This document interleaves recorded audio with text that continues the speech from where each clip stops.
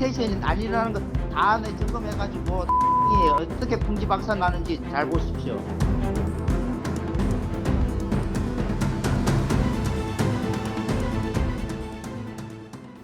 서부발전 평택본부 A차장이 민간 B업체에게 협박과 영업을 방해하고 또 5개사 발전소 감사실에도 제품을 납품 못하게 민원까지 넣고 내부 문건까지 외부로 유출한 사실이 드러나 감사에서 감봉 2개월의 징계를 받은 사실을 브레이크 뉴스가 단독으로 입수했습니다.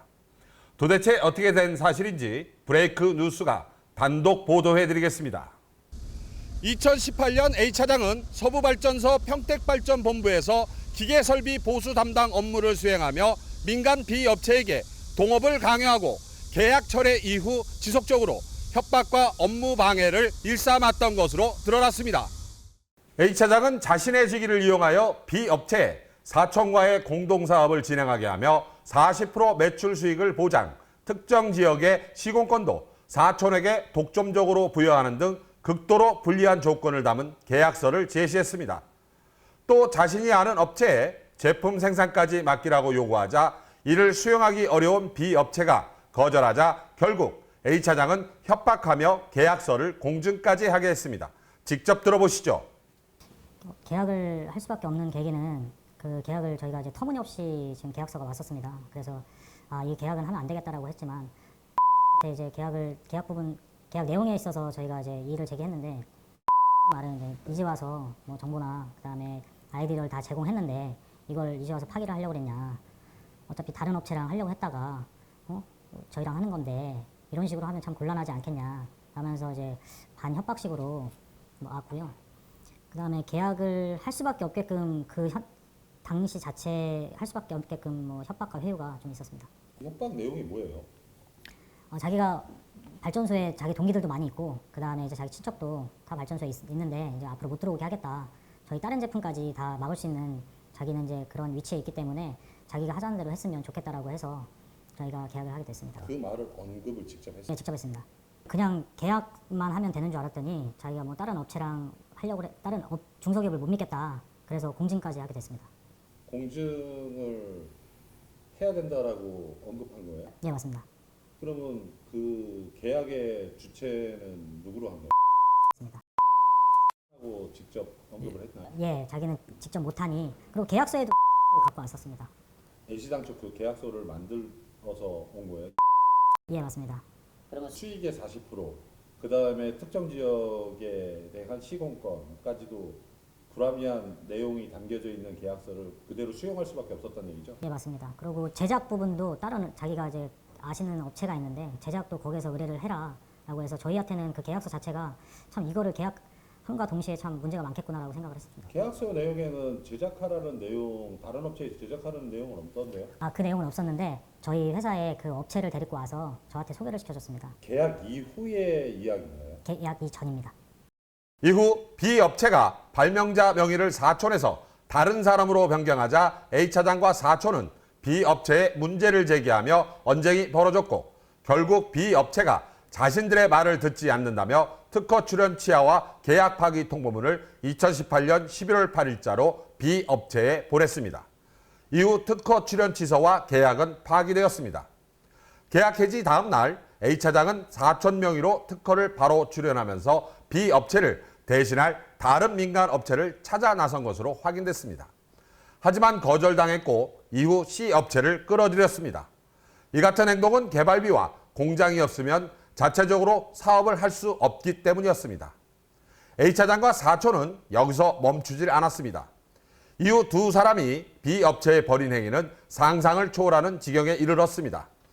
A차장은 계약 결렬 이후 B업체를 배신자로 규정하고 지속해서 협박과 압박을 가했습니다. 제품 납품을 못하게 하고 민원과 내부 자료를 활용해 영업을 방해했습니다. 직접 들어보시죠. 사장님이 뭐 산업 훈장까지 받았다고 내 산자부에 아는 사람도 있어가지고 나도 물어봤는데 안 그래도 내 동생의 처남이 산자부에 그 담당 이거 NGP 담당하더라고. 그래서 내가 물어봤죠. 예. 전개너머로. 예. 이런 일을 내가 당했는데 어떻게 생각하냐. 예. 특허청이나 지금 어차피 제가 그 입찰 낸 거 있잖아요. 봉벨트. 네. 다시 입찰 적고서 다시 낸 거 아십니까? 예, 알고 있어요. A 차장은 봉볼트 입찰을 다시 냈다며 경쟁사 B 업체 참여를 제한하려 했고 산자부 인맥을 언급해 영향력을 과시하고 있습니다. 봉골트도 취하될 거고요. 네. 정보 제공 벌써 했고요. 예. 그거 내년 이거는 우선 심사도 가지 않았더만. 예, 그거 다 정보 제공 심사가 배정되면 정보 제공하는 걸로 다 했고 첫 번째 근데 토코볼트는 상업성이 없는 거 써보시면 아실 겁니다. 현장에서 토코볼트 쓸 데가 없어요. 예. A 차장은 자신이 B 업체와 맺은 특허 계약 제품조차 현장에서 쓸모가 없다며 필요성을 부정했고 이를 통해 스스로 체결한 계약의 실효성마저 없음을 드러냈습니다. 처음에는 내가 모든 업체를 안 믿지만 처음에 톡볼트를 시작해서 믿음을 주는 업체가 있으면 내가 톡볼트를 제공하고서 봉볼트를 제공하려고 내가 해도 얘기했습니다. 네. 들었을 겁니다. 예. 일단 싸우자고 하시면 전 싸울 겁니다. 아니, 그리고- 싸울 필요 없고요. 한번 보자고, 만나서 얘기하자고. 그리고 이럴 필요는 그거보다 훨씬 없잖아. 더 여기서 A 차장은 B 업체에 압박을 가하겠다는 의지를 명확하게 하고 있습니다. 제가 그거보다 훨씬 더 좋은 아이템들을 예. 지금 특허를 회사로 냈어요. 예. 네, 그거 써먹지도 못해요. 내가 어차피 공개 다 해버릴 거고. 예. 저는 사장님은 저를 아주 만만하게 우습게 생각하셨는데 저 그렇게 만만한 놈 아니에요. 사장님 해가지고 내부 이거 캐비테이션 아니라는 거 다 내 점검해가지고 다시 그 심사 받도록 지금 할 거예요. 예. 사장님은 지금 나를 아주 만만하게 보시고 저를 가소평가했는데 어떻게 풍지박산 나는지 잘 보십시오. 예. 알겠습니다. 예. 제가 예. 듣겠습니다. 제가 예. 아주 이제 저를 치려면 치십시오. 저도 다 이제 준비를 해놨 아니, 난 뭐 그런 생각, 저런 생각, 아무 생각이 없고, 한번 만나자고요. 뭐 이럴 그런 상황이 아니잖아. 한번 만나자고요. A 차장은 B 업체 제품을 분해해 결함을 찾아 NEP 심사에서 탈락시키겠다며 협박하고 배심자 프레임으로 B 업체를 무너뜨리려는 의도를 드러냈습니다. 또 사초는 B 업체가 발전소에 납품한 제품 일부가 서스 소재가 아니라며 전국 5개 발전사 감사실에 민원을 제출했습니다. 민원 내용은 B 업체가 설치한 나사부 서스 304의 제품 중 접히는 부분에 나비 앵커가 철제 강판이라 자석이부터 서스 제품이 아니라는 것이고 그 증거로 발전소 2곳에 설치된 제품에 직접 실험한 사진까지 제출했습니다. 이 일로 B 업체는 문제가 된 제품에 전면 교체하면서 막대한 손실을 감수해야만 했습니다. 하지만 취재진은 여기서 이상한 점을 발견했습니다. 문제는 발전소 내부 사진을 사촌은 어떻게 입수했을까? 민간인인 사촌이 발전소 출입이 사실상 불가능한 상황에서 시설 내부에 제품 사진을 찍어 외부로 유출이 되었음에도 5개 발전사 감사실은 민원 내용인 제품의 문제만 확인했을 뿐 국가 중요시설의 민간인 출입과 내부 사진 유출에 대한 문제는 파악하지 못했습니다. 이는 국가 중요시설 보안에 구멍이 뚫린 것을 여실히 보여주는 대목입니다. 민간인인 사촌이 어떻게 민원 사진을 확보해 제출했는지 확인해보니 A 차장이 사촌을 무단으로 출입시켰던 것으로 드러났습니다. 또 사진은 본인이 찍어 사촌에게 넘긴 사실도 확인되었습니다. 이는 서부발전 감사실에서 밝힌 내용입니다. 하지만 감사실은 사촌의 국가중요시설 무단 출입 과정과 목적에 대한 조사가 이루어졌는지는 밝히지 않았습니다. 그런데 A 차장은 특허 무효 소송에선 자신이 사촌을 발전소 견학을 시킨 것이고 많은 사람이 방문한다고 말해 또 다른 논란을 불러왔습니다. 직접 들어보시죠. 그런데 견학할 때 그냥 견학을 사실상 그 당시에는 서부발전과 어떤 업무적인 관계가 없었을 것 같은데 개인적인 인적 관계에 있을 뿐인데 이렇게 방문을 해도 괜찮은 건가요? 네, 괜찮습니다. 가끔 외부인도 그렇게 방문하고 그런가요? 네, 많이 옵니다. 견학을 하고 그러나요? 견학 많이 오고 그럽니다. A 차장은 사촌을 국가 중요시설에 무단 출입시킨 뒤 특허 무효 소송에서는 이를 견학 목적이라고 주장하며 마치 다른 민간인도 자유롭게 출입할 수 있는 것처럼 거짓 진술까지 했습니다. 과연 서부발전 감사실은 이를 정말 몰랐을까?